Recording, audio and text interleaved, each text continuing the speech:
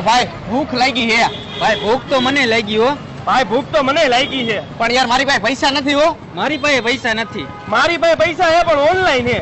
હા તો હાલ છે હાલો હાલો એક ભૂસું એક ભેળ અને એક રસાવાળી વેફર લઈ લ્યો જાઓ